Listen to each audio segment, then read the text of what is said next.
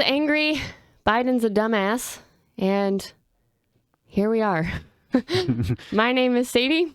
And my name is Jacob. Welcome back to Take Your Medicine podcast. Yep, and as you alluded to, Putin has apparently invaded Ukraine. That's what they say. And apparently meaning he has. So I think we had expressed skepticism about this happening, I think, in the last episode. And I think for good reason. And before we get into a larger discussion, I want to share this tweet from Darren Beatty. He's at Revolver News, and he says, U.S. intel has suffered such a reliability and credibility collapse that this one time they were mostly right about invasion didn't matter. Their puppet in Ukraine didn't even believe the U.S. intel. The boy who cried WMD's situation. It's very true.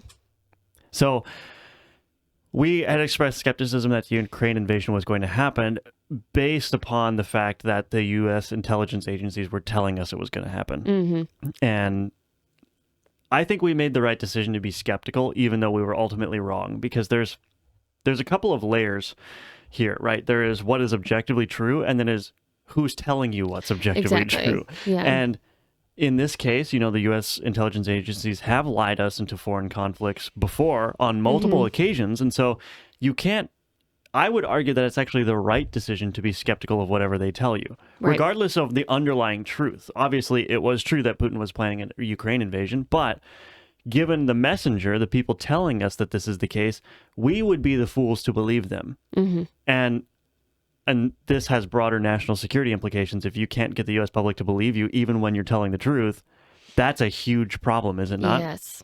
It's a huge problem. And I know we've talked about the rising tensions a couple of times on this podcast, just because it's something that I've been concerned about for months, just because of our relationship with the Ukraine government and the tensions that we also have with Russia.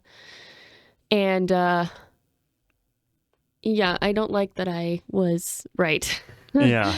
I don't like it at all. I think it's going to be another unnecessary war, but also if you look at Biden's ratings and everything he's done to completely collapse our country in a year, I'm thinking this is a political strategy for him. The only way to get his ratings up is through war, because we've seen anytime that a president has had low ratings amongst the people, if they got involved in a war, all of a sudden those ratings go up somehow, because whether it's their fault that we're involved or not, there's going to be people that rally behind them that say, well, I think given the set of circumstances, they're doing a pretty good job, X, Y, and Z. So I think that's part of the motivation. I think inflation is part of the motivation, because wars typically pull countries out of inflation, which I don't really understand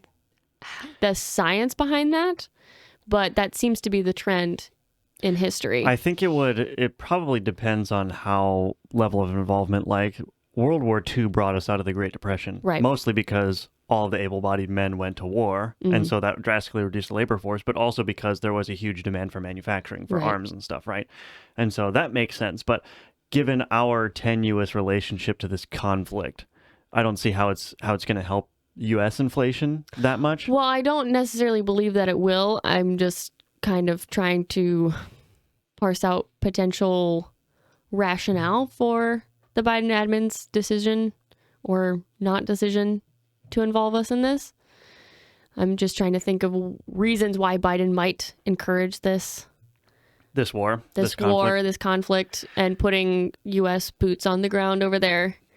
I mean, they keep swearing up and down that, we won't be directly involved. We're not going to put boots in Ukraine or Russia directly, right? But in the surrounding countries, sure, and we'll give support from there. So it's trickery that they're playing, because we're involved, but we're not involved, and we're close enough, but it's not technically active involvement in the war. But I think it's stupid to think that Putin isn't going to watch all of that and still accuse us of being actively involved.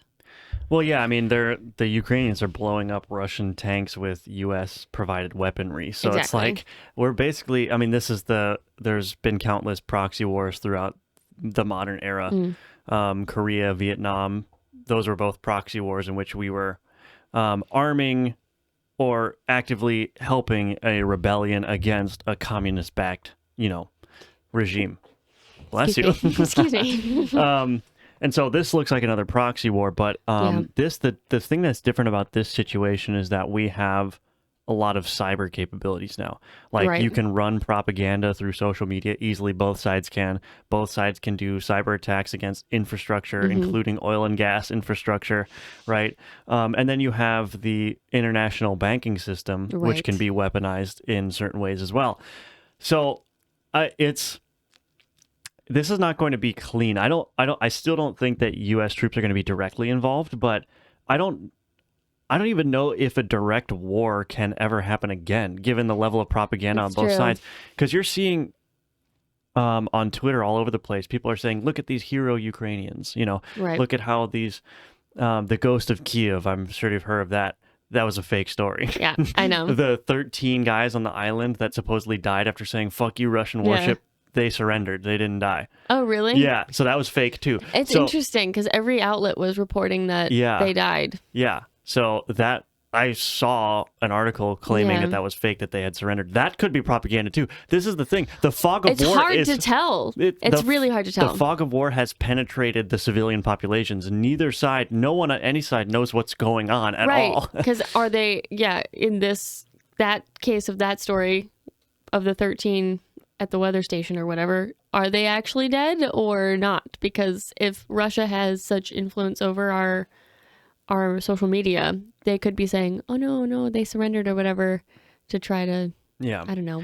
But I think it's actually the opposite. The propaganda is being done by the people that are allied with Ukraine. There's this intense Oh. desire to portray the Ukrainians as heroic people. Yeah, And I've noticed that. And I think that, that's fine, but I think that's a cultural thing. I think the United States is very primed to always root for the underdog, regardless of who the underdog Yeah. is, because Ukraine is not a bastion of democracy and freedom. It's a very corrupt country Right. where they jail political adversaries. Well, it's very authoritarian. Right, they're run by oligarchs essentially. They're essentially the same as Russia in that Yeah. regard, but they are the victims in this scenario, no doubt. They are experiencing aggression from an adversary, and so our response is not to have that nuanced, well, it's not clear who the good guys are in this situation, but we take a stand against aggression, so we'll arm them. The response has gone way farther than Yeah. that, into Ukraine is a bastion of democracy, and it represents democracy in Eastern Europe, and we need to do everything we can. And look at how heroic these Ukrainian people are. The Ghost of Kiev is shooting down 6 Russian jets by himself. There's this huge propagandization by United States Right. elites on behalf of Ukraine. That's very odd. I don't understand it at all. Well, I think part of it is that Russia forever, since the fall of the Soviet Union, has been this boogeyman for the United States, right? I mean, the Cold War ended, but not really. Yeah. And it's always been like, "Oh, Russia, you better watch out for Russia, Russia." And it's like, we probably should have been building an allyship with them all these years instead of treating them like the boogeyman, because then anytime a civilian hears about something that Russia does or did, it's like, "Oh, they must be so evil because they did this thing." And I'm really struggling to figure out who is in the wrong in this scenario. Because I'm pretty sure from what I've read and watched, it hasn't been very long since he invaded, but Putin's whole thing is he's just trying to redraw the lines that got all screwed up after the fall of the Soviet Union. And it's been tense in Eastern Europe for decades because there are mixes of cultures that shouldn't necessarily be mixed into countries. And he wants to redraw the lines to put those cultural landmarks, I guess you could say, back to where they're supposed to be, so that there isn't cultural division within countries. So I don't know if that's wrong or not. Right. Maybe the way he's going about it is wrong, but I don't think the sentiment is wrong. Yeah, because there's people in all of those countries that would agree with redrawing of the lines to get back to their homelands. Right, like the whole eastern, I think it's called Lugansk and Donbass. Oh, yes. I don't know what the L territories. word is. Yeah, but those are very culturally Russian-speaking territories. Right. They don't share the same classic Ukrainian culture that Western Ukrainians have. Exactly. And you can actually draw parallels between this and the Middle East. After the fall of the Ottoman Empire, after World War I, the British and the French did the same exact thing. They drew arbitrary territories. They didn't pay any mind to the cultures, the ethnicities, the religions. They just carved up geography, countries that were beneficial to them for oil pipelines. Right. And the Ottoman Empire was very stable prior to World War I. Yes. After the fall, that's when you started seeing all of this like tribal warfare, rise of terrorism. The Middle East has been a warring hellhole since that point in time. And it's all because no attention was given to the fact that you have to have culturally homogenous groups. You just have to. Right. In the United States, we're kind of unique because our culture is a culture of tolerance and freedom. So it's sort of like a meta culture. Yeah. So like we all share that cultural identity, but then we all have our individual subcultures, right? That is not the case in other parts of the world. In other parts of the world, you're either Shia or Sunni Muslim, right? Or you're Russian or Ukrainian. There's no like meta culture where it's like, oh, we can all be multicultural and share that identity. No, it's like we're Russians, they're Ukrainians. We've been enemies for, however long. Right. Well, and I think that is just because of the age of those nations. Those have been developed nations for a much longer time than the United States. So, maybe eventually we'll end up with issues like that in our own country. But I don't know if I disagree with Russia. Yeah. Which is difficult when all of the news that you're hearing in the United States is the Ukrainians, they're doing so well. They're the underdogs. Root for them, root for them. It's like, I don't know if I want to. Right. I don't know that it's necessarily wrong that he invaded. They keep saying it was an unjustified and unprovoked war, but I don't think that's true. Right.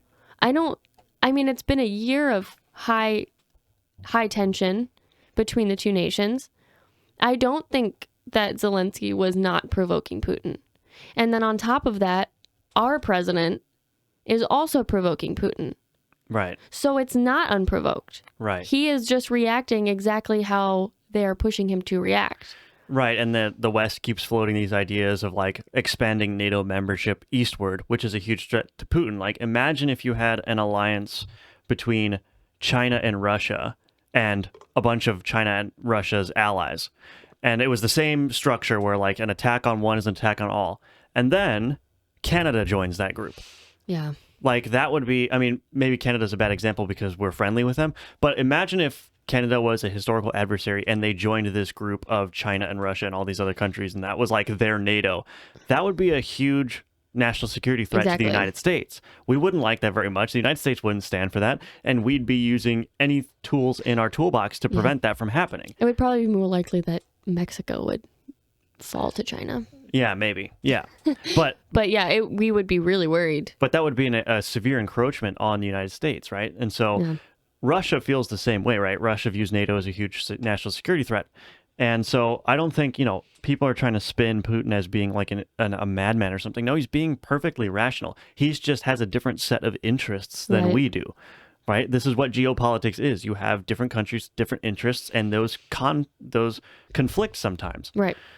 And so it's like, I get what you're saying. Now, I don't want to root for Putin and I don't want to root for Ukraine. I think the reality of the situation is that there's just competing interests and that all the actors are acting rationally, up to and including the United States for wanting to expand NATO, because that's in the geopolitical interest of Europe and the United States. But it's not in the geopolitical interest of Russia. So it's like, it's conflict. That's the reality. There are conflicts that have to be resolved, sometimes violently. And it's like, there's no sides really. There's just differences in interest.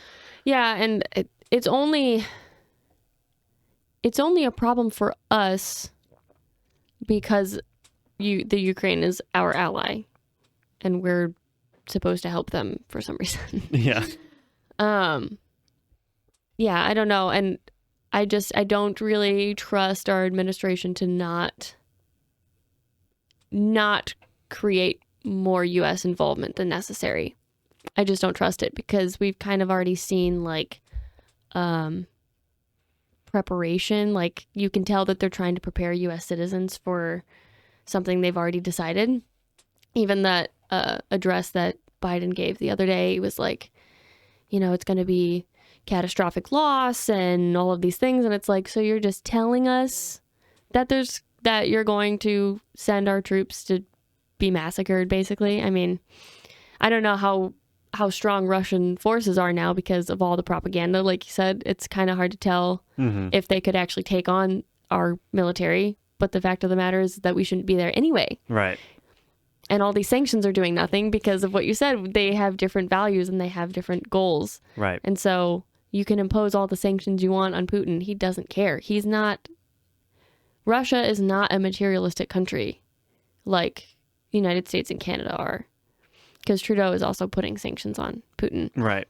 And they're trying to squeeze him or whatever and squeeze his people. But he's like, I don't care. This is not about, it's not about economic stability for him, I don't think. I think it's a matter of honor and nationalism and patriotism. Right. And so there's not really much you can do to stop those motivations, I don't think. And he's for sure accounted for the fact that these sanctions are coming. He's for sure grappled with the fact that Russia may be removed from the SWIFT banking system. Yeah, I don't think he cares. Yeah. So people are acting like, oh, we can throw sanctions at him. That'll show him. He's almost assuredly, no, guaranteed he has calculated that as a likely outcome of his actions, and he went ahead anyway. So that has to tell you something. When you know that your pressure is working is when he doesn't act, when he knows that the costs are going to be greater than the gains. Exactly. He's doing this because he's factored in all of that and decided the gains are worth more than the costs. Right. So this is part of a broader problem, I think, that's infecting the U.S. intelligence agencies, is that they're educated dumbasses. Yeah. Right? They come out of Yale and Yeah. Harvard, they go immediately into the government bureaucracy and work through the ranks, but people don't understand that, just the raw power dynamics. Yeah. They're playing this intellectual mind game about oh, well, we can leverage this economic tool and we can do these sanctions, and Putin's over here just I will use strength. Yeah, they don't account for cultural differences, right? Well, they don't do that, and they also don't have any experience whatsoever doing anything real in the real world. Right. Putin was a KGB agent. Yeah, he's a tough guy. Right. And even Donald Trump, he was, this is very minor compared to warfare, but cutting deals in New York City in that brutal real estate environment, he understands the natural power dynamics between people in a way that Harvard graduates, valedictorians can never understand. Right. And so you saw this when Donald Trump would do something unpredictable. People would be like, chaos, he's a madman. That's the point. The point is that if you're predictable, you're way too intellectualized, right? You need and to you're an be easy target. Right. Putin could see all of our moves well in advance, I'm sure, because everyone can. When Donald Trump's president, you don't know if he's going to bomb Moscow in retaliation. You're just on Twitter what's he saying now? Right. It's 3 a.m. and he tweets something that makes no sense. And you're like, I have no idea what that means. Right. And you're like, probably not going to touch that guy. I mean, it was the one presidential term where Putin did not try to take back part of Russia. Right. From another country. Right. I don't think that's a coincidence. Right. He took back what? What did he take when Bush was president? Not Bush. Oh, yeah, Bush. No, Obama. Crimea. No, there was something when Bush was president too. There's Georgia. Was it Georgia? Georgia. Crimea. I thought there was both. I don't remember, but well, I think Georgia was 2008. I think Crimea was during Bush. No, Crimea was Obama. Was it? Yes. Maybe Georgia and Crimea were both Obama then. Yeah, and Biden. Crimea for sure was Obama. I don't know about Georgia, but yeah, but I don't know. It's the other thing that was kind of telling was when Biden said that, well, we didn't really believe that these sanctions were going to work.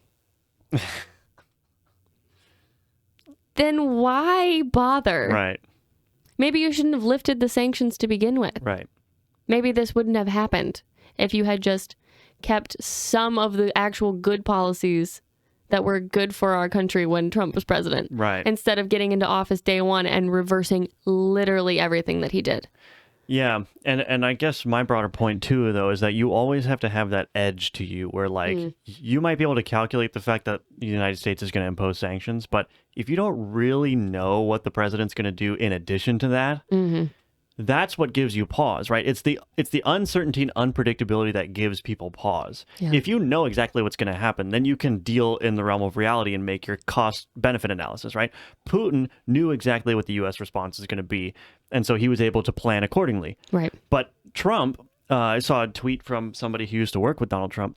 Trump told Putin directly to his face that if he invaded Ukraine, Donald Trump was going to bomb Moscow. Donald Trump said that to Putin's face. And Putin apparently in that exchange said, no way. And then Donald Trump said, I'll blow up those beautiful golden turrets. Like, I don't know how true that is, but it's believable because Donald Trump would say that. But also, Putin doesn't know if that's true or not. Because he's like, I don't know if you're joking. Right. Or if you're just saying it in a funny way, but you mean it. Right. Because he adds that part where he's like, the beautiful golden turrets. Doesn't mean he won't do it. Right. Also, when he tweeted out, like, I promise not to do this to Greenland, and it was just a Trump tower. It's like, you do not know what this guy is capable of. Right. Or what he'll do. And I think it's because he did have to be such a shark in New York City if he wanted to get the deals that he wanted. Like, he is, it's not the same as international affairs and geopolitics, but it kind of is. Yeah. Because if you're dealing with international business, it's kind of the same thing. Right. And you're still dealing with human nature and power dynamics and stuff. They're in a different arena, but humans are going to be humans. If you want to, he understands that if there's something that you want or are trying to prevent, you have to be tough. Right.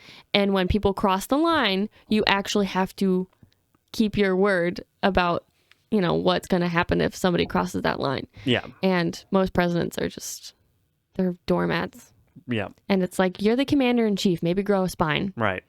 Yeah. And the thing, you could tell that Donald Trump's like sort of chaotic. I don't know if it was a strategy or if that's just how he is. I think that's just how he is. Yeah. I am not the kind of person that ascribes to Donald Trump like amazing 4D chess capabilities. I just think that he has a very distinct understanding of power dynamics and people. And that he just naturally understands those dynamics and can use them for his benefit. I don't think that he's planning super far in advance. I think he's just really good at interpersonal and geopolitical relationships. I just think he has a knack for that. But you could tell that his sort of chaos strategy, for lack of a better word, worked because the corporate press establishment in the United States would freak out every time he did something unpredictable. They'd be like, how could he? This is unheard of. Think about what the enemies of the United States are thinking when even the corporate press of the United States is going, what did he just do? Right? Like they lost their minds for 4 years about every single thing he did. Yeah. Imagine how Putin's sitting there. Putin cannot make a calculation on the invasion of Ukraine because he does not know what the outcome's going to be. Right. And that's the position that you need to be in, at least, speaking as a layman, that's the position that I would want my enemies to be in, not knowing what I'm going to do. I think that's the best just way. As equally nuke Moscow as I could just as equally do nothing. They should have to reckon with that range of possibility. Yeah, instead of saying like, well, as long as it's a minor incursion. The other problem that I had was he's like, yeah, we're being really transparent with our, what did he say? Our intelligence, which is something that has never been done by a president before. And it's like, have you ever thought about why? Maybe you don't want to advertise all of your moves on national television because your enemies can find that. Yeah. There's a reason you say one thing to your people and then do another. Covert and overt. And I guess that just plays into what we're talking about, like televising your strategy just solidifies the calculation that Putin makes. Right. Right. Like he probably already knew this was happening, but when the U.S. government is saying what they're going to do, then he's just like, oh yeah, I was right. I can keep going. It's, yeah. I mean, you still even if he predicts correctly, you don't want to just give him your pawns. Mm-hmm. That's stupid. Right. What is your strategy? Let him have all your pawns so that somehow you can take his queen? That doesn't make any sense. You've lost all of your possible moves. Right. You've left your queen exposed and vulnerable because you thought that would make it easier to get to his, but he still has all his pawns up. Right. You've done nothing except make yourself vulnerable and accessible. Yeah, that's a good point. Like the only entity that has been unpredictable this whole time, well, I guess Putin has been the unpredictable one. Yes. But that's kind of a tricky situation because the U.S. intelligence agency was telling the truth about the invasion going to happen. So if you believed them, then it was obvious what Putin was going to do. But we're in the unfortunate position where we can't believe the U.S. intelligence agency. So we were in the dark. Putin, from our perspective, it was unknown what Putin was going to do because we had to disregard what the U.S. intelligence agencies were doing. So Putin had that advantage of not of that chaos or uncertainty, not knowing. Now, not to the U.S. government, which makes our response even more pathetic because if you knew what he was going to do, you should have played it better. So I figured that this was coming. I was hopeful that it wouldn't, just because it's unnecessary for us to be involved. And I knew that if Russia was to invade Ukraine, we would be involved in some capacity. And I just wanted to avoid that because we have enough problems here at home. We don't need to be involved in this. It has nothing to do with us. Not our culture, not our people, not our country. We're not even allies with Russia. It doesn't make, we don't need to be there. Right. We're barely allies with the Ukraine. We subsidize them and that's about it. And I saw this coming. I didn't want it to happen. But then, like, you were very much like, I don't think that's going to happen because you don't trust the intelligence agencies. And I don't think I necessarily thought it was going to happen because the intelligence agencies said so. I was just watching what was happening. And, Biden is always showing his cards. And so I kind of was just piecing it together, even though everyone was swearing up and down like, oh, no, nothing's going to happen. And it's probably because nobody trusted the U.S. intel. They're like, whatever they say, just believe the opposite. Right. And that's unfortunate because a lot of civilians now are really caught off guard by what's happening. U.S. citizens are really like, what? Yeah. Why did this happen? And it's like, we knew this was coming. Putin, this has always been Putin's goal. Yeah, I think you made a really good point that I think there is a trap that a lot of people fall into, I think myself included sometimes, where the tendency, if you're skeptical of the U.S. intelligence agencies, is to believe the opposite rather than just taking a neutral stance, right? Mm-hmm. So because the U.S. intelligence agencies say something, that doesn't necessarily mean that the exact opposite is true, because they could be telling the truth. Right. So the appropriate response is, well, it could be true, but I'm not going to factor that into my opinions because I can't trust it, right? Rather than saying, oh, the U.S. intelligence agencies are saying that an invasion is happening, therefore it's not going to, right?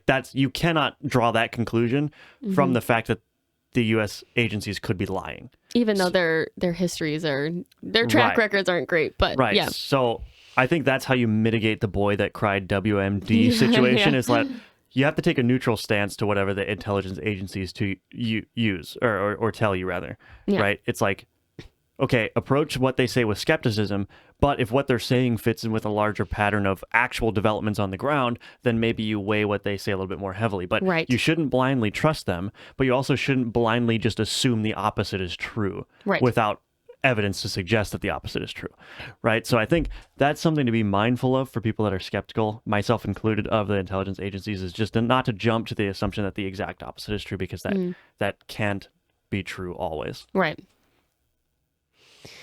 Yeah, well, I guess we'll see what happens, but it's not exactly a cheery topic. Yeah, we'll probably have another update in the next episode. I kind of wanted to ask you, but I don't know, without getting too into it, what do you think the outcome is going to be? Of the Ukraine situation? Well, it's still kind of murky right now. I figured once the invasion started that Putin was going to have Ukraine under his control pretty quickly. That seems not to have happened as quick as I thought it was going to. Okay. And the reports that I've seen on Twitter, again, you can't tell if this is true or not, is that the Ukrainians are putting up a fierce resistance, and it's making it more difficult than perhaps Putin had thought was going to be. So there was two outcomes, I think, that I saw on Twitter that I agreed with because I think the reasoning was sound. The first outcome was if Putin took it over quickly, the West wouldn't have been able to respond in any way because it would have been too late. They could have responded with sanctions. And done. Yeah. They could have responded with sanctions, but that's it. But now we're in a different realm where the conflict is dragging out. There's more opportunities for the West to get involved in a variety of ways, either from cyber attacks or direct armaments or even boots on the ground, right? So it's like, I think we're at a point where it can still go one of two ways. The West largely does nothing, sanctions, aid to Ukraine. Ukraine either rebuffs the Russian attack and Russians keep East Ukraine, or it completely falls to Russia. The other one is that it spirals out of control and we end up with a prolonged war in Ukraine that's a proxy war where the United States and Russia are basically using Ukrainian and Russian forces to fight each other. Right. So history would say that a proxy war is very likely if it drags out much longer. It could end up in a stalemate like North and South Korea did, like the Korean War did. So I think there's a range of possibilities now. So I don't know if I have confidence in which one's going to happen. It depends on how quickly this conflict either resolves or doesn't resolve. Right. And I really haven't heard anything today. What's today? The 26th? 26th, yep. I haven't heard really anything today. It's been really radio silent about this conflict today, which makes me a little nervous. Yeah. Because I'd almost rather it fall quickly or Russia backs off because the Ukrainians are putting up the fight that we're being told they're putting up. But having heard nothing, it's kind of hard to say.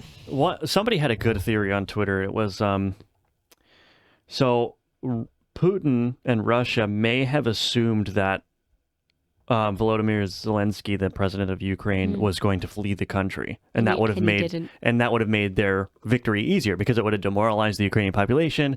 The conscripts, the soldiers there, might have just given up their arms once they saw the president retreat. But the president stayed. He's still in Kiev. The president stayed in the capital of Ukraine to fight.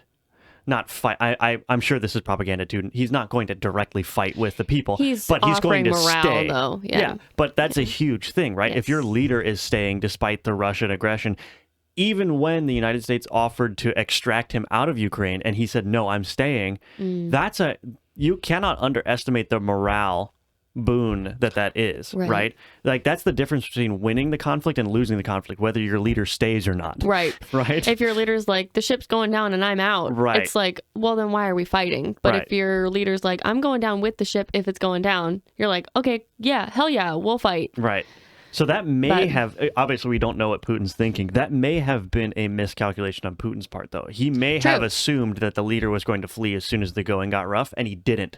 And so that that's why he offered him an out, too, because he's like, you can leave. Right. Just let it happen. Yeah. And I don't think he was expecting that opposition. I mean, it could be the case that Putin's a very smart guy, so it's hard to know what's going on in anyone's mind. Wouldn't you love to get some info from his intelligence agents and see what his strategy is, because he's unpredictable. Right. He's like a Trump, but a little less erratic. Yeah. I would love to see just what their reasoning is, because the whole thing there's a lot of gaps in my understanding of the conflict. Yeah. Why the United States is interested in it and why Russia. I mean, we talked about the cultural things, but it's just like, I would love to see like what the grander strategy is on Russia's part, like what those internal conversations are like, how they feel that they're justified in doing this. Because, this idea of like the cartoon villain that does things just to be villainous is like not true. I don't think that's it at all. I think a lot of it has to do with nationalism and patriotism and just trying to rebuild Mother Russia. Yeah. I think he really is just a true patriot to Russia, and he's trying to put it back whole. Maybe. Whether that's justified or not is a different conversation. That's a conversation about morality and ethics. But I think that might be the whole of his rationale. Could be. Yeah, it's hard to know, though, for sure. Ex-KGB, it's really hard to say. Yeah, that dude he's scary. Anyone that says Putin's a madman or he's not smart is wrong. I mean, he might be a madman, but he's a quiet madman. No, but what I mean by madman is like he doesn't act irrationally. No. So he doesn't. He might be a madman in like the meme sense, like, oh, look at that madman, but like he's not an irrational figure. No world leaders, like people like to ascribe this irrationality to Kim Jong-un as well in North Korea. He's not an irrational actor. He's very rational. He is getting concessions from the West whenever he does his little missile launches. Yeah. He's not being irrational. He's not threatening to destroy the world. he's trying to preserve his reign and his borders. That might be wrong. The way he's oppressing his people might be wrong, and it is wrong. But given his interests, he's acting rationally in accordance with those interests. Well, and I think a lot of corporate press and people in general just like to say, oh, he's a madman or whatever, just to be dismissive and downplaying it because they can't comprehend how somebody can be fully rational and still morally inept or ethically incorrect. It's a hard dichotomy, I think, for them to... They can't figure out how those go together. Right. Like, how can you be rational and still treat your people poorly? Right. Yeah, that's a good point. So they're like, oh, he's just a madman. It's like, no. If you're going to be dismissive and just say he's a psychopath, then you're going to miss out on a lot of stuff. Right. Because if you just dismiss it out of hand, you're gonna be blindsided when the going gets rough. Yeah, So- and accusing an adversary of being a madman is actually what's the word? Underestimating them. Yes. Because if you just ascribe their actions to madness, that they're not acting rationally, well then they're going to keep kicking your ass because they keep acting rationally and outplaying you. Right. Right. You're not taking them seriously enough to counter them Right. with proper strategy. Yeah. You have to, everyone, just about everyone, any adversary in personal life or in geopolitics, like, you have to assume that they have their own interests that they are acting rationally in pursuing. Yes. That's the gist of human nature. There are going to be some people that are genuinely unwell, but those people don't typically manage to hold on to power No, that's in true. large countries, right? That's true. Like, you have to, like, even just imagine an authoritarian, right? Think about all of the interests that you have to juggle in order to make sure that people don't engage in a coup and kill your ass, right? Like, you have to make sure that, you know, this guy's happy, this guy's happy, this guy has the right balancing amount of act. power, and you have to make sure that your population is either happy or subjugated or a combination of both. Because if you get that balance wrong, then you have an uprising on your hands. Like, Right. there's a ton that you have to manage that you can't manage if you're simply a madman. It can't happen. You saying that made me think of, do you remember the movie The Death of Stalin? Mm-hmm. So after Stalin dies in that movie, all of the henchmen are like trying to figure out who's going to lead and whatever. And they're all like doing shady stuff behind each other's backs. And it's like the authoritarian figure was gone. That balancing act came tumbling down. And then everyone was scrambling to try to figure out who's going to take power and what's going to be what and who Exactly. to kill and what to do. And yeah, so being an authoritarian is no small task. Right. And in some ways, it's easier being a democratically elected leader because your balancing act doesn't exist. You have to adhere Right. to the rule of law. That's it. Well, and your powers are so limited, Right. Because you're Ideally. ideally, because you're supposed to only be one branch of government, Right. but And there's still power balances within, like, your administration, and, like, Right. Vice President Harris and Biden are not on great terms. Like, there's all that interpersonal stuff, but in terms of, like, the overall you're not going to result in a coup, though. Typically, Right. In terms of the overall decision making of the United States, though, like, that is sort of elevated to the level of the rule of law. It's Right. outside of the realm of any individual human, ideally, right? ideally, But in yeah. more authoritarian or oligarchic structures, you have a lot more direct involvement in the balancing act, right? yeah. Well, anyway, So, the world's watching, and we'll see what happens. yeah, let's talk about a little bit more of a lighthearted subject. The CDC has been lying to us. Oh, so we all knew that. Yeah, we all knew this, but it's shocking to me that the New York Times is reporting this. So this was an article. It came out on the 22nd, I believe, or is that the 20th? Oh, wow, I'm going way in. 20th. The 22nd. Nope. Oh, it was updated on the 22nd. Okay, so it was updated on the 22nd. But this headline from the New York Times says, the CDC isn't publishing large portions of the COVID data it collects. Okay. Wow. Shall we go into it and see? Yeah. Okay. You will be surprised at how quickly this article just validates everything that we were saying. It's 3 paragraphs, and it'd be like, there you go. There's so the whole pandemic. conspiracy theories were right again Right 2 years again. ago. Yeah. Okay. So first snippet I have says, when the CDC published the first significant data on the effectiveness of boosters in adults younger than 65 2 weeks ago, it left out numbers for a huge portion of that population. 18 to 49-year-olds, the group least likely to benefit from extra shots because the first 2 doses already left them well protected. Also, the group least likely to benefit from extra shots because they're not going to die. Right? This is the age group. That 18 to is- 49-year-olds have a low death rate. That is such a huge age range. That's so many people to leave out. Right. So essentially, it only included data for an age range of 16 years, from 49 to 65. Did I do that math right? Don't ask No, me. 20. 16 years. Yeah.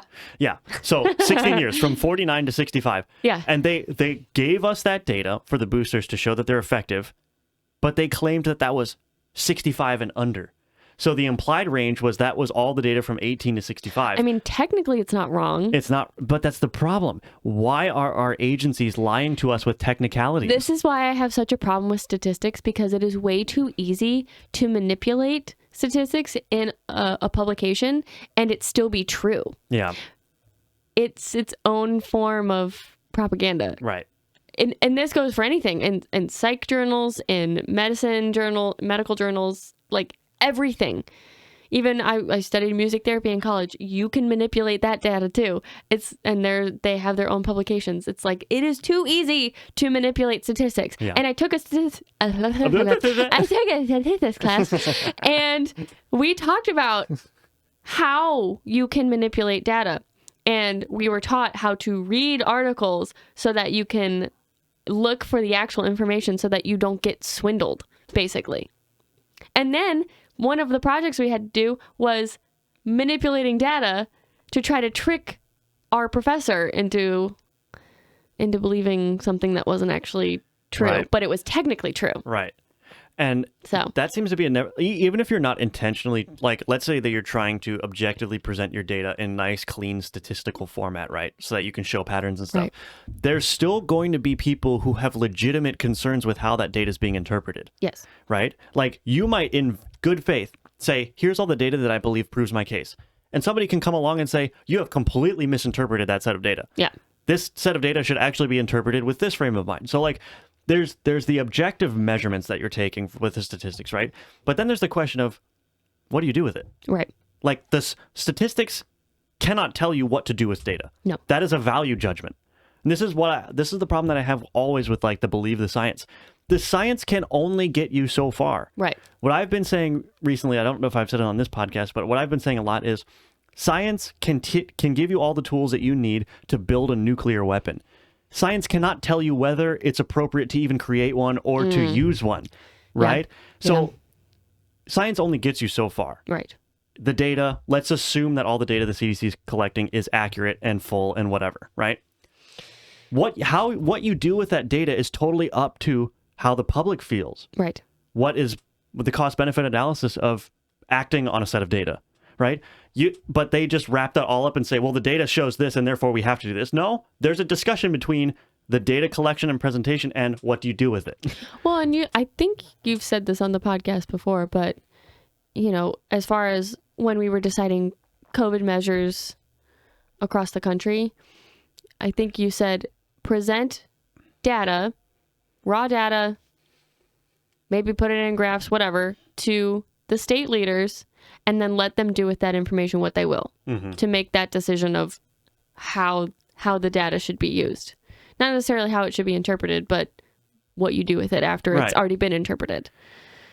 And is there any reason, and we'll get into this article more, but is there any reason why this data being collected by the CDC is not open source information? Like, there are many amateur statisticians that work at, like, tech enterprises where they do, let's say, analytics for, like, web apps. Right. That's not much different than analyzing a set of health data. Like, you can easily transfer that skill set. Like, oh, what users are clicking on what button and what outcome does that have is not a whole lot different from what's happening after we're, administering these shots. Right. There are millions, not millions, maybe hundreds of thousands of really good amateur statisticians in the United States that if they got their hands on that data, they could do all kinds of wondrous things with it. You'll get people that say, oh, this isn't a big deal. You'll get people that say, this is a huge deal. We need to lock down right now. Well, that's the other, I was gonna say, if our medical leaders of the CDC or wherever else at the start of all of this were actually concerned that it was going to be the deadliest thing we've ever seen, why wouldn't they make it open source? Wouldn't they want as many people on that task as possible to find the best solution as quickly as possible? Instead, they shut it very tightly in their own agency and only let the people who they pay to do it. And it's like, okay, but there's bias there. Right. If you just let anybody involved, you might get an answer a lot faster. Right. And it might be more accurate because there's not bias there. But we know this, so I don't really need to repeat it, but I'm going to. They knew it wasn't going to be as this deadly. They knew it wasn't a big deal, but they made it out to be a big deal because it was a way to transfer wealth. It was a way to grab power, and all of the things that all of the conspiracy theorists have been saying since 15 days to slow the spread, like 600 days ago. Yeah. And this is it's astonishing to me that it's a combination of old-fashioned thinking and I think a hubris, but also the political motivations all wrapped together that's preventing this from being a more open process. Because rationally, if you're trying to do what's best for the public, wouldn't you rather have 100,000 brains working on the same set of data than like maybe a couple hundred? I don't know how many people are involved in the data collection and processing pipeline of that data. Let's call it 1,000 people at the CDC that do that work. Probably an overestimate, but then you got like 100,000 or more statisticians in the United States from all different private enterprises that can come with their own way of analyzing the data, their own way of interpreting it, their own way of cleaning the data and recognizing what data is garbage or what data is irrelevant. That's brain power that's just sitting idle because they're withholding information. Right. Well, because even all of those individual reports from the amateur statisticians would show you trends, because if there's like a trend way of cleaning the data or interpreting the data, you might go, okay, that's probably the most accurate way to view it. If 5,000 statisticians all did it this way out of the, whatever, 10,000 or so that might actually access it, you go, okay, that's probably the best way to look at it. Right. Yeah. And you can do a sort of like meta-analysis, right? I was going to say, yeah. Like if you ask everyone to publish their results, then you can do a meta-analysis on all of those studies and find broader patterns. Yeah, you can find patterns within the patterns. Right. Yeah. That seems to me like you're literally limiting all of that brain power by just withholding the information. Like, we live in a technological age. Put it up on a website. They're not even going to be asked to be paid for it. They're nerds that are just going to go through the data and try to interpret the findings. Well, the problem with the CDC is that I think a lot of elderly people are in charge, and so they would never even think. First of all, they probably don't know what open source code means. Yeah, true. And second of all, they probably just pay some tech guys to do all of that online stuff for them at the CDC, and they have no idea what any of it is. And second of all, they just, even if they knew what open source code was, I don't think they would put two and two together to go, oh, we should probably put this on the internet or whatever. I think it is hard. Like, I would imagine it's hard to convince Dr. Fauci, an old guy, of the benefits of just making everything open. Right. Like, that's just something that people are very resistant to, especially if your career has been made sort of running the CDC and interpreting data. You're going to be very hesitant to like give up those reins to the broader public because you're going to be afraid of being humiliated or afraid of being outdone, right? Well, and if you've also been in this cycle of research, writing, peer review, publication, and now all of a sudden it's like, just make it open. It's like, what? Yeah, that's not how we do things. There's no peer review. Where's the publication? What are you talking about? What are you talking about? What are you, Senator Paul? You do not know what you are talking about. Frankly. But yeah, I mean, it's almost like shocking that anyone would suggest that. It's like, are you out of your mind? Yeah. No, that's not the way it's done. So even if that had been something that was brought up, make it open, it would have been shot down immediately because all of these people are just so into the academic cycle of publication and review and everything. So, and it's a little club too. It's like they want to feel good about being exclusive. They're in the CDC, they're doing really important work. They don't want the filthy masses inspecting what they're doing. They're beneath me. I'm doing the work of the people. Right? They're just trading accolades between each other. Yeah. So, I think a radical modernization of how we do national data collection and analyzation, is that a word? Analysis? And analyzation? Was that a Bushism you just That's had? a Bushism. Fool me Fool me once, can't get fooled again. Fool me once. Shame on you. Fool me twice. Fool me once, can't get fooled again. We should have opened that with the Ukraine, like in U.S. intelligence agencies. Fool me once. You just play the George Bush clip. That's my favorite. There's a rap song that I really like by J. Cole, and his bridge of the song is just that audio clip. Oh, and awesome. It's amazing. It's so funny. I love it. So we took a long detour, but going back into the article, this next snippet that I have that says, Kristen Nordland, a spokeswoman for the CDC, said the agency has been slow to release the different streams of data because basically, I should say this, has been slow to release the different streams of data, quote, because basically at the end of the day, it's not yet ready for prime time, end quote. She said the agency's, quote, priority when gathering any data is to ensure that it's accurate and actionable, end quote. Another reason is the fear that the information might be misinterpreted. So there are two ways to interpret this statement, right? They are genuinely concerned about bad data existing and skewing whatever interpretation you might come to, because bad data is a thing when you're collecting huge volumes of data. The other is they're worried that it's going to show that they have egg on their face. I think that they've been lying. I think that's probably more likely. Yes. But also because they have this elitist background and this elitist air about them, I think part of it too is let us think for you. Right. We don't want you to misinterpret it because you're just a poor schmuck. Right. You're just a mensch. Like, let us do it for you. Right. We'll help you.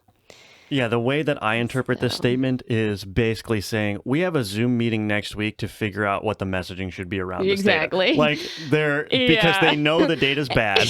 They know that it's not favorable to booster shots and vaccination probably more broadly, and they're trying to figure out how to spin the data or exclude huge chunks of the data to make us believe something that is false. She literally said it's not ready for prime time. Yeah. Bitch. Just tell us the truth. Yeah. If somebody's not smart enough to interpret it, then they'll tell you. Right. But I'm sure somebody else who is smart enough to interpret it will be able to do so and then pass that information along to other people who it may be over their heads. Just tell us. But yeah, I think you're right. They're going to have massive egg on their face. Their faces are just omelets at this point. It's true. Now, here's the real kicker. This is where the entire COVID narrative comes crumbling down in one paragraph.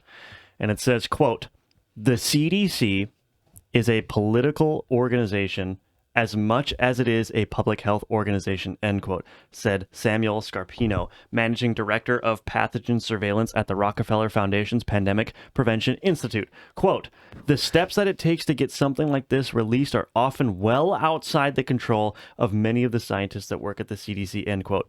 So here you go. Outright in the New York Times, this guy, Samuel Scarpino, says the CDC is a political organization. Yep. This is the entire point. They're withholding the data because it would be antithetical to what the political establishment, the message that the political establishment wants to push. They're not following the science. The CDC is not following the science. Nope. They're collecting data and then waiting for their political overlords to tell them how they should spin the data. Well, they might be following political science. That's true. That's a good point. That's what it meant the whole time, the political science. But, I mean, this is why government-funded agencies are typically the bane of the United States. Because you cannot have a federally funded agency and not expect it to become corrupted into politics. Mm-hmm. That is not possible. You need to have private institutions that might be subsidized by the government, but actually are still private contractors to the government so that they cannot have any kind of boot on their neck or be under any kind of thumb so that you don't end up with this level of corruption and political, I don't even know what you call it, political management, I guess. Yeah. I don't know what heavy-handedness. I don't know. I don't know what the word is I'm looking for, but yeah. It's not even a health agency at this point. Right. It's just another arm of the government.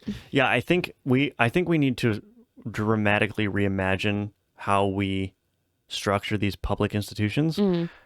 Because I'm imagining a world where, because the internet has allowed everything to be decentralized, like we were just talking about, open source information, we have really excellent virologists in the private university system. We have really excellent practicing doctors in the private hospital system. The Mayo Clinic, others are really good at very, very certain things, but just very good generally. Right. And so what if there was an inversion of the role of the public health institutions, let's say like the CDC? What if the CDC's sole job was to collate all of the reports and data from private entities? So the CDC says, and maybe they coordinate the collection of data so that it's centralized. And the CDC says, okay, our process is strictly by law to make all this information public and open source. We need recommendations for how we structure public health policy for this pandemic. Here's the set of data. We want you, Mayo Clinic. We want you, amateur statisticians. We want anyone that has any expertise in statistics, public health, anything in the private sphere to submit reports and recommendations to us. And then our job is just to pull out the commonalities.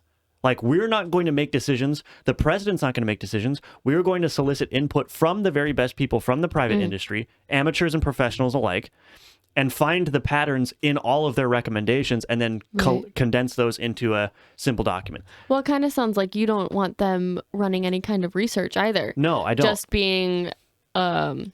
being an agency that makes information accessible.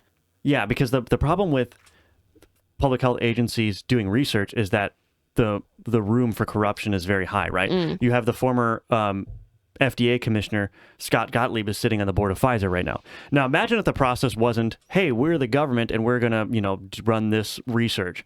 How about instead, the procedure was, we need this study to be done. We already paid some private institution to do a study for us last year, so we can't do it again.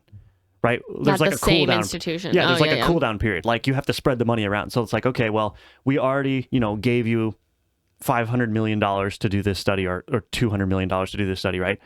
There's a cool down period now. We cannot give you more grant money until after a 5-year period. And so we're going to go to a different private, because there's no shortage of private institutions, individuals that can run research. Right. And so I think spreading that around and forcing that spreading and decentralization, if you're going to hand out funds to do research, which I also support as a matter of public institutions, because it's hard to get money to do studies that might end up not being valuable. Right. So you pass out money, but do it in a way that's forced decentralized. So you say, we have to do an institution in this state and now in this state, and we just have to balance it all out. That reduces the possibility of corruption because now there's too many connections, right? It's like, okay, yeah, you might help out somebody that might come and work for you in the future and that might sit on the board, but it's not such a strong connection because you've also given to these people and these people and these people and these also people. Maybe you didn't give them money recently. Maybe it was 5 years ago, 10 years ago, whatever it is. Right.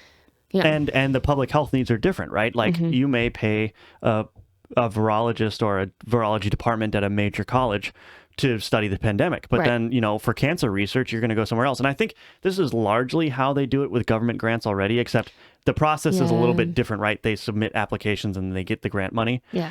I would like to see it maybe more directed and maybe more with an effort on being decentralized. But, I don't know a lot about that system as it exists now. It would be more interesting because right now the way that it is you propose a thesis and apply for the grant money, and if you're awarded it, you get to study that thing. But some of the studies are not beneficial to the greater public, so it might be better for the CDC's role to be we want you to study this thing with these parameters or whatever. Or maybe not even that, but here's the thesis that we want you to study, set up a research, I don't know, timeline, whatever, and we'll give you the money to do it. Yeah. Because it's in their interest and the interest of the whole nation to study these specific things instead of finding something brand spanking new or whatever. Right. But then in the time period, the cool down period, you could go back to your private research of whatever it is that you were studying or that interests you that might not have greater societal implications. But you can only get the money from the CDC if you're doing something that they want done for the benefit of the whole country. So I guess what I suggested, would be more of a contractor role where the CDC decides what it wants studied and then they go and they hire people to do it. They get bids from all the various like institutions, and then you add additional restrictions, like you can't reward bids to the same institution within a 5-year period, right? Like, no, I like that idea a lot. I think that would drastically change how we view and operate the CDC. I would also be interested to see like, and this is going way too in the weeds of like solutions, but I'd be interested to see like a nationwide nomination system for who gets to sit at the CDC. So rather than getting like a bureaucracy, you say like, oh, well, I have this colleague at this college who I think is really good at virology, and so I want to nominate them to a 1-year term at the CDC. And that's more like a public servant role. So like we have the private meritocracy, which automatically services the best people to the top. And so then it's just a matter of selecting the right person to go sit on the CDC for a short period of time and then send them back to the private realm. There's no reason why, like, Dr. Fauci's not at the CDC, but people like him, there's no reason why he should be in government for 30 years and then sit at the top of a health agency. Like, why isn't the top of a health agency not like somebody who's been practicing for 30 years? Right, a professor who's published, a dozen 100 papers on virology. Why doesn't he sit as head of the CDC for 5 years or whatever and then go back to the college? Right. Well, and we've talked about term limits before for public office. That should apply to any public agency. If you are employed by a government agency, that is technically public office. You are a public servant. So term limits should apply to that as well. Like, you can only sit on the board of the CDC for what?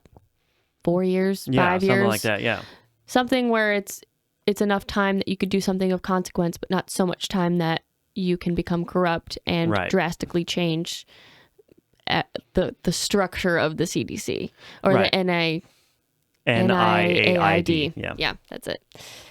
I just want to see some more restructuring. Let's leverage. We have the innovation engine, the private meritocracy that surfaces the good people at the top. Why aren't we using that? Why are we relying on the bureaucrats to like start off as little baby larval Faucis and then like grow up into these big, beautiful, big, beautiful butterflies? Okay. There's one more story I have. It's more culturally oriented. Okay. You might have seen this. Okay. It's from the Post-Millennial. Have you seen this one? Yes. So do you want to read this headline? So from the Post-Millennial, it says, activist says diet and exercise is conversion therapy for fat people. I love this so much. So this is the first snippet I took, if you want to read that one too.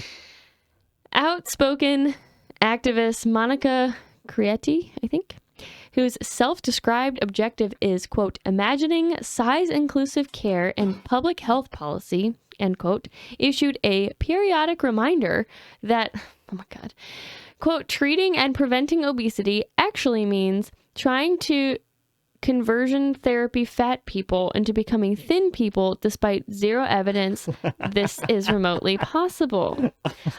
Not trying to convert fat people, trying to conversion therapy fat people. Yeah. That didn't even make sense grammatically. Well, these people are trying to relate it to I know. A practice that doesn't work. Or whatever. This is... the left just collapses on its own. Like, it just collapses. Like, we're at the point now where being fat, which is like an abnormal state. Not anymore. Not anymore, but like naturally. Yes. Human bodies are naturally made to be a healthy weight. That's why we have the term healthy weight. That's why healthy people are not overweight. And that's they don't why we have the complications. BMI chart, even though they would say that that's fat phobic, the BMI chart. Yeah, but they're just, it's like everything about somebody has to be always validated all the time. And if you dare say that somebody is inadequate, that is an attack on them. And Ben Shapiro, actually, this is what was linked in the article. Ben Shapiro has a good thread about this. He says, quote, my fatness is my identity. My subjective beliefs contra all biology are my identity. My sexual choices are my identity. My blank is my identity. And then he says, if you threaten my identity, mainly by failing to applaud, this means that you're doing violence to me and must be destroyed. Also note the continual broadening of the term conversion therapy from using electroshock therapy for Pavlovian conditioning to telling people they aren't necessarily perfect the way they are and that they might want to reconsider their life choices. Yeah. So this reminds me of like what Jordan Peterson has talked about before, which is one of the most dangerous things that you can say to young people in particular is that you're fine the way you are. Yes. No, you're not. Yes. No, you're not. You have decades of life left. If you don't improve at all in those decades of life, you're wasting it. Yeah. Right? You are not okay the way you are. I'm not okay the way I am. You're not okay the way you are. You have a lot of growing to do. I have a lot of growing to do. Everyone that's still alive and breathing has a lot of growing to do. If you stop that, what's the point? Yeah, that's kind of the whole point of life, is to make mistakes and grow and learn and change and adapt and everything. Right. But so these people who claim my blank is my identity and then scream silence is violence or words are violence or whatever when you just disagree with them about whatever nonsense they've said their identity is, those people are the same people that will change their sole identifier from day to day, but then also say that you can't make them change. So it's already in conflict. Yeah. So in principle, you're okay with adapting and changing. But when it's to something that you have deemed, I don't want to say violent, but you've deemed it unattractive, I guess, then all of a sudden it's like, no, I don't need to change. Mm-hmm. And it always seems to be anything that would be difficult to accomplish. Yeah, that's exactly it. So, and that probably just speaks to the laziness and apathy of people of our country and the Western world nowadays. But if you're fat, you know that it is not ideal because you have a myriad of other health problems that go along with it, as well as societal problems and interpersonal relationship issues and things like that.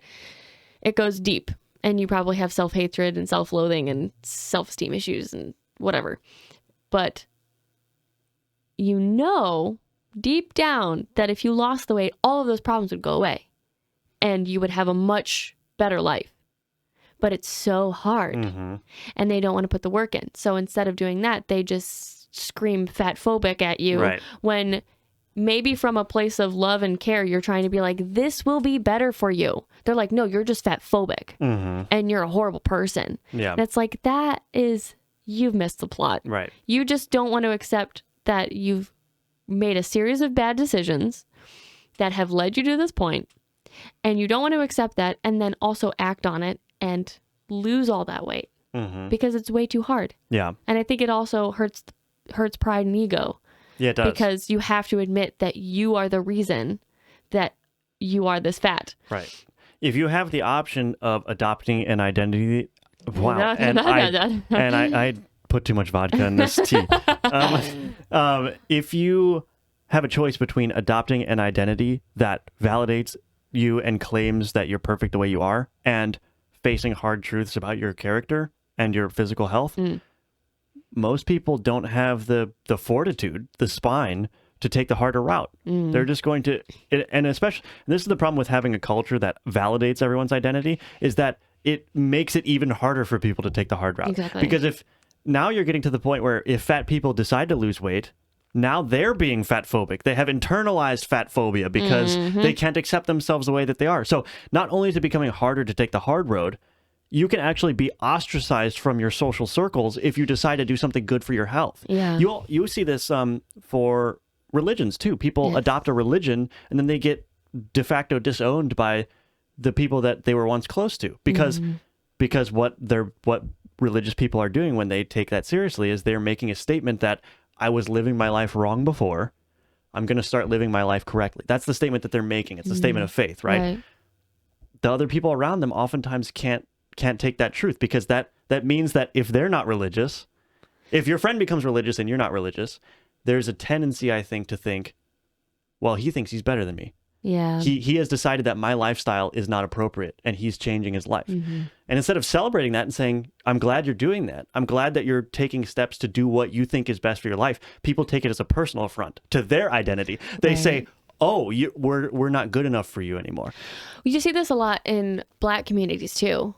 When maybe people grow up in the inner city, in the projects, in the ghetto, whatever, and they're really poor. And then, maybe they get a really great scholarship to a nice school. And then coming out of that immediately puts them in the middle class. Mm-hmm. And they actually go and get a job, and maybe they move on to do really great things. And then they go back home and they're like, oh, you think you're better than us? You left here. And it's like, you should be supporting that person, because if they're uplifted and they come back, they can uplift all of you.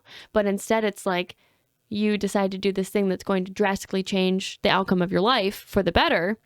And everyone that you grew up with is like, you're a traitor. You don't care about us. You think you're better than us. This happens in the Black community all the time. And it actually is why so many young men will just go the gang route, because they don't want to lose all of those people. Yeah, the UK, I just recently learned this. They have a saying for that. It's called tall poppy syndrome. Oh. And it's the idea that the tall poppies are the ones that get chopped down. Yeah. So you don't want to be the person that's sticking out of the crowd. However you want. Like, if you decide to lose weight, you're making a statement that I don't want to be fat like the rest of you. Tall poppy syndrome. Yeah. That you're going to be a targeted cut down now, right? Yeah. That is a culture that we cannot allow to take hold. Yeah. If we want to preserve a meritocracy, if we want people to live healthy lives, you cannot allow that to take hold. And our culture is enabling that. Our culture is saying there can be no tall poppies. If you're not like everyone else, if you're not identifying as something like everyone else, excluding certain identities, we're going to cut you off. We're going to make sure that you're in line with everyone else. Right? Yeah. So something I just thought of briefly too, which probably needs more time to turn over in my mind, but you need more time in the oven, in the mind needs oven. A little more time baking. This and how it relates to transgenderism, but more specifically for boys who want to be little boys who want to be little girls, or they say they want to be little girls. I think a lot of that is stemming from my understanding, being a man is difficult. It's not easy, because you have to make difficult decisions for your family. You're the one that has to go to war. When hardship hits you, you can't ask for help. You have to figure it out on your own, pull yourself up by your bootstraps, and life will get hard for you, and society is not going to help you. Yeah. Because you're a man and they look at you different. If you get divorced, you're probably not getting custody of your children, full-time custody. Exactly. And you'll probably get everything taken away from you. So you have to work really hard again to get a car. You have to work really hard to get another job. You have to work really hard just to pay child support or whatever in those scenarios. And I think so often, almost maybe it's an intrinsic feeling that little boys understand that they are going to have a substantially more difficult life as men when they're adults, that maybe it triggers like, I want to be a girl because it's going to be easier. I'm going to be taken care of. And we're affirming that. And it's creating these weak men who cannot fend for themselves. Yeah, because the message is always, instead of having a strong father figure to say, no, you're not doing that, that's not appropriate. The cultural sort of tendency is always to validate everything. Yeah. And that leads to a certain feminization, because maybe that has to do, and I'm going to maybe get in trouble because I haven't thought this through either. I'm just ripping off what you said. I haven't thought it through either. But, the women have a tendency to be more agreeable. And so if you create a more agreeable society, I'm not saying that women are weak. I'm just saying if you have a society that's completely agreeable, you're going to be a total pushover. Yeah. You're not going to be able to stand up for anything. You're not going to have any moral convictions. You're not going to have any cultural convictions. Right. And this is the feminization of men. Like, they just... I think the other part of that too is, excuse me, if you're pushing to create a mostly agreeable society, men are not typically agreeable by nature. And this is something that Jordan Peterson talks about extensively. But if you're trying to push for a more agreeable society that is going to naturally cater to women more, men in that society are going to feel displaced incredibly, because they're not going to have, there's going to be nowhere in society for them to be disagreeable, even with each other. Right. Being disagreeable with each other is becoming unacceptable. Boys are not allowed to fight in the schoolyard anymore. Boys are not allowed to scuff their knees up at recess and then go back to class. They're not even allowed to run around at recess. And sit still in class. Like, they have to act like girls at school. And it's driving them bananas because they want to naturally be disagreeable. And that's how they map the world around them. That's how they figure out how they are supposed to interact with one another and how they're supposed to interact with women. If you're trying to make them into these agreeable girls, at some point they're going to either start thinking that they're a girl or they're never going to be agreeable to girls. They will either become like a woman or they will beat a woman. Right. And hate them. Right. Yeah. Because they're not allowed to be disagreeable in any capacity. Right. In any part of society. Yeah, and being allowed to be disagreeable too, though, is like that's where young boys learn sophistication. Exactly. Like that, you know, all the petty schoolyard fights is where you learn, oh wait, that's not an optimal way to handle that disagreement. Right? That's or maybe in some cases it is, but right. You take it too far. Yeah, exactly. Like we were scrapping and now all of a sudden I broke his arm. That's too far. Right. Like there's a line that has to be drawn and you learn those boundaries. Right. It's the regulation of your strength. And that becomes a particularly important, not for me because I got little toothpick arms, but I think, you know, I saw my friends growing up, obviously, and they became like bigger and stronger and they were intimidating figures. And if boys don't have an opportunity to figure out prior to coming into that strength, like what is an appropriate use of force, when it's okay to be disagreeable, when it's okay to let things go, if they can't learn any of that prior to that, I think that you're going to end up with more violent teenagers. You're going to end up with more violent young men. And to your point, probably who resent women to an extent because all the girls were perfect in school and all the boys constantly got yelled at for talking and fighting and yelling and running around, right? Well, and this is why you see that boys are falling so behind in schools. And like reading, writing, and arithmetic. They're falling way behind their female counterparts. Yeah. Because they aren't being taught in a way that makes sense to boys. And they're getting bad marks in school because the teachers are typically women or they're very agreeable men. And they can't understand why their male students aren't like them. And this is where you get, I think, outcroppings of that identity that we're talking about too. Like you get these weak men who don't know how to be disagreeable, who don't know what it's like to just have masculine characteristics or how to manage those. And you get people that are exceedingly violent and aggressive as a lash out, or you get like these soy boy men who are like, actually, like their whole identity is being able to like recite to you word for word like Reddit threads. And it's like, and they're the guys that are always like smart asses. They're always trying to prove something. They'll correct you for the tiniest little things. That is like, their identity is like that internet person, right? Their identity is like, oh, well, I'm not traditionally masculine, but I know all of these tricky things and I'm so much smarter and well-read. They're clever, yeah. Yeah, they think they're clever. And maybe there is some part of masculinity where being clever is useful. Like going way back to the beginning, like war strategy. It pays to be clever in that. But if you're also boastful about your cleverness, that's not particularly masculine. Right. And that is a way to be disagreeable within an agreeable society. So maybe that's an adaptation that's come from that. Because I feel like we're seeing that more and more. And again, I haven't really thought this out. This is just me. It's a good, like, exploratory. Riffing, but it's hard to say definitively where any of this is coming from. But I think the feminization of men, when it is taken to its extreme, is these young boys who just recognize very early on that there is no place for them in our society, just from their sample size of society at school. And they go, you know what? It's way easier to be a girl. Mom, I think I'm a girl. And then mom goes, we need to affirm that. Yes, you're a girl. And then on top of that, they get all kinds of social accolades for that. The kids and the parents, right? If you're a boy and you've never been praised for anything, you're always being yelled at in school because you're just being a boy. All of a sudden you express, hey, maybe I want to be a girl. And everyone starts showering you with praise. You put a dress on and it's like, yes. Yeah, again, which route are you going to... I mean, especially a kid. Kids don't really have control over that moral spine, right? No. Like, your brain is not developed. You cannot make moral decisions as a child. Right. It's your parents' job to make sure that you're following the right path. Well, and kids look for validation and reward.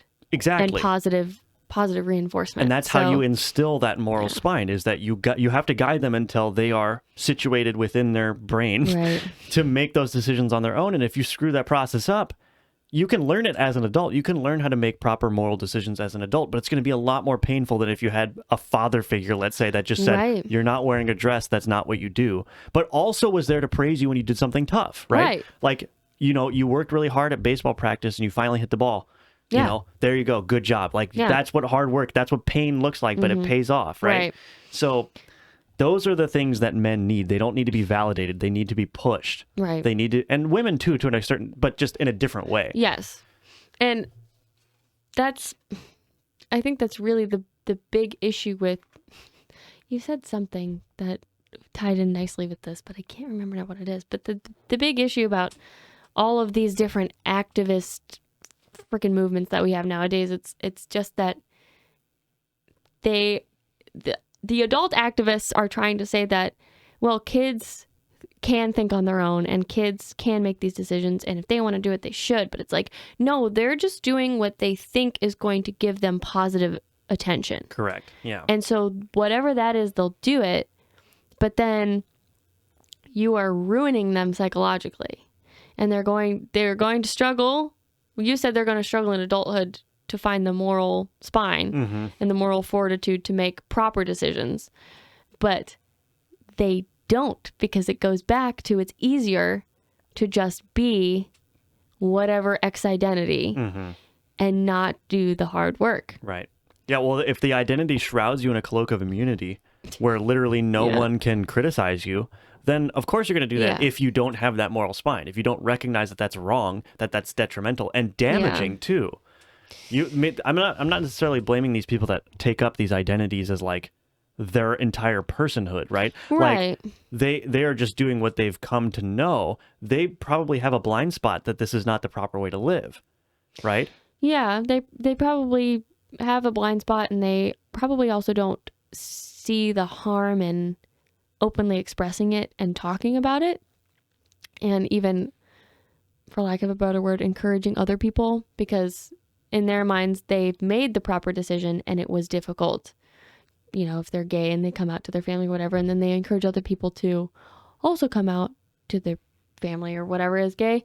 But then it's like, how many of those people are actually gay, and how many of them are influenced by all of these people saying, you need to come out to your family that you're gay?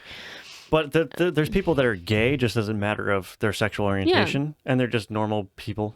And then there's the gay people that dress up in rainbows and strap dildos to their forehead. Yeah. That's the people that I'm talking about, that have to make what they do with their junk so central to their identity that they can't think about anything else. There are plenty of... Like with this activist, she's making her fatness the center of her identity. Right. And this is the most bizarre thing to me. If you asked me how I identify, if you asked me, I wouldn't know how to answer that question. I don't know how I'd be like, I can describe to my career and what I do with my day and my interests, but these activists start with, I identify as, I don't even know what I would say. I don't even identify as like white. I don't identify as like... I'd probably say a woman. Yeah, I don't even say I would identify as a man because I'm not traditionally masculine. I have masculine interests, but I'm not like into sports and all that stuff. So like I wouldn't even say like I'm a man. Yeah, right. I'm just a dude with lots of interests. I like fiddling around on my computer and playing my guitars. Well, it's almost like that question, how do you identify, used to be, what are your hobbies? And now it's like, or your career. Like, I'm a salesman at what Sears. do you do? Right. Like, what do you do? But now it's become, well, what's your identity? And it's like, well, I'm a salesman at Sears, but it's not the only thing I do. Right, like, exactly. I don't know. Like, I also like fishing, and I work on my truck on the weekends, and I like classic cars. Like, I don't know, but I'm very skeptical of people that can answer that question. How do you identify with no hesitation? It's like, if you can distill your entire existence down to a couple of words, you're not a sophisticated person. Well, that, and I think it's a lack of interests. Like, you don't have any hobbies. You don't have any interests. You're actually a very boring person. You're probably very dull to talk to. You probably are very quick to anger. And generally, people don't want to be around you. And it probably stems from all the mental illness that you are holding within yourself. But it's like, work it out. Go get a hobby. Right. And then we can talk. Yeah, I'm trying to empathize, for lack of a better word. I hate that word too. But I cannot put myself into the mindset where I'd be comfortable saying, yes, I identify as a white male heterosexual who, no, you don't even say who. You have to have 4 or 5 words that that's it. Yeah. Like, I don't Because it doesn't matter what you do. It just matters how you are, yeah, I it's guess. your virtue signal. It's what group are you a member of? That's essentially what they're asking you to do. Like, what are your membership groups? And you can't answer Christian, you can't answer white, you can't answer male. No. If you answer white male heterosexual Christian, to the slaughterhouse with you. Yeah. Get out of here. Yeah, and then the white women heterosexual Christians will be right behind them. True. I have a deep distrust of people like that because they are advertising to you with that statement, I identify as, how shallow their existence is. I was gonna also say the people that are living this shallow existence, they don't have anything greater to look forward to. They have to make everything that they talk about themselves because they haven't found any deeper meaning to life. And maybe that's because they don't have any hobbies. Like, if you have a hobby and you get really into it, it gives you purpose and it gives you something to look forward to, and it gives you a different way of looking at the world and interacting with people, because maybe you find a community of people who also share that hobby, but they don't identify as that hobby. Right. So they still have other things that make them a unique individual. So you might actually learn something completely unrelated to the hobby just by virtue of sharing a hobby with other people. And that gives you more meaning and more purpose to life and gives you a deeper understanding of existence. Yeah. But also, if you're somebody who identifies as whatever, how many of these people don't believe in any kind of higher power or deity or whatever? Right. They don't have anything to look forward to after they're dead because they don't believe in anything Right. after they're dead. So they almost have to live in this shallow, me-centered existence because that's all you get in their minds. You don't get to do it again. You don't get to live eternally in bliss or whatever. This is all you got. So they're trying to make it completely about themselves. Yeah, I think you're onto something there. But the hobby thing is really interesting to me too, because I would be really interested to see, I would just be interested to see what, if you mapped mental illness to hobbies, what would the correlation be? My hunch would be that people with either a really intense hobby that they spend a lot of time on, or people with numerous hobbies that they spend a good amount of investment in, but not like masters or anything. My hunch would be that the people that describe themselves as having an intense interest in hobbies will have lower rates of mental illness. That's my hunch. Because the reason is because I think a lot of the mental illness is from like social media and the constant negativity and the propagandization of the mainstream media. And if you don't have anything that's like burning in your soul, like, ooh, I really want to work on this project that I started, you're never going to rip yourself away from that screen. Because if your choice is you either watch a screen or you do nothing, what are you going to do? You're going to watch the screen. But I'm sure you've had this experience too. You might be watching something or doing something that you know is a waste of time, and you're like, actually, I would much rather work on my hobby right now. And you go and do that instead. And it's much more fulfilling, and you're not looking at a screen. You might listen to a podcast or something while you're doing something, but you're not consuming news media, and you're not doing all this frivolous entertainment stuff. You're absorbed in a passion project that's giving you much more fulfillment than whatever's on the screen. Yeah. But if you don't have that pulling at you to pull you away from the screen, you're just going to be on the screen all the time. Well, and I don't know if you've had this experience, but I definitely have, where, well, especially in college when I was around other young people all the time, whenever I met people, I always asked them, oh, what do you do for fun? Or like, what's your hobby? And if they were like, fun, hobby, what are you talking about? I'd be like, okay, I don't want to talk to you anymore. Right. But if they were like, oh my gosh, like I'm really into like model airplanes or something, I'm like, oh my gosh, really? It'd be like, we could have a 2-hour conversation about model airplanes, which I don't have any interest in at all. But if you can tell that somebody is really invested in something and they're passionate about it, you could talk to them forever, because you will have plenty of questions to ask them and they will happily answer them for you. And you could talk to them forever. But it seriously, especially when I was like kind of dating casually or whatever, it'd be like, well, what do you do for fun? oh, I guess I hang out with my friends or go to bars, and I'm like, so you have no personality. Got it. Like, I'm sure you have a wealth of hobbies like I do, but it's like I could give you a list of 10 things that I enjoy doing in my spare time. Right. That I'm relatively advanced at. Yeah, and all of my friends have hobbies too. Right. Right? And sometimes they overlap with mine and sometimes they're totally different. Like my closest friend loves to cook, loves trying all kinds of new recipes, all kinds of interesting things with food. I am the exact opposite. I don't want to clean up after myself. I don't want to spend hours preparing the food. I just want to throw a steak on the cast iron pan and be done with it, right? Well, and there's something so warm and fuzzy about, like, you're working on a project and you're so close. And maybe it's going to take you 3 more hours, but you're like, I'm finishing this project tonight. And so by the time you're done with it, it's 4:00 in the morning and you're like, I don't care. I finished it. Look at it. And you get into this like warp speed, hyper-focused state. And you're like, I don't care. I don't care. I'm doing this because I knit all the time. But I do this with my knitting projects where I'm like, I only have like 4 more inches to do this sweater. I'm just going to finish it. And it'll take me until I should be sleeping and well asleep. But I'm like, I'm going to do it. And I was, when I lived with you, I did this once with a sewing project. And it was like 3:00 in the morning. And I stitched through my finger. Oh. And I was like this close to being completely done with the project. And I was like, I should probably go to bed and just finish it tomorrow, because I had gotten so focused that my eyes my eyes started crossing, and thankfully it was a callus that I stitched through, so I didn't feel it, but I was like, my hand is stuck in my machine and it's probably time for bed. But people that don't have hobbies, they don't get into that zone where they just feel like nothing can stop their creativity and they're just going to do it and get it done and then feel great. It's almost like a runner's high you get.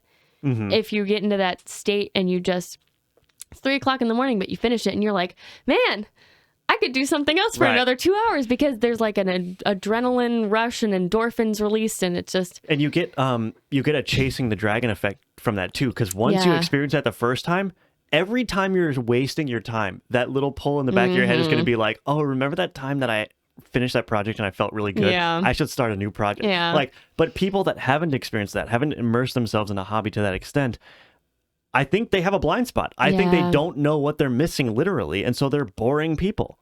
But I don't know how to, because everyone has to have a hobby, right? Like, there has to be something that interests you so greatly that it will become your hobby. Well, some people consider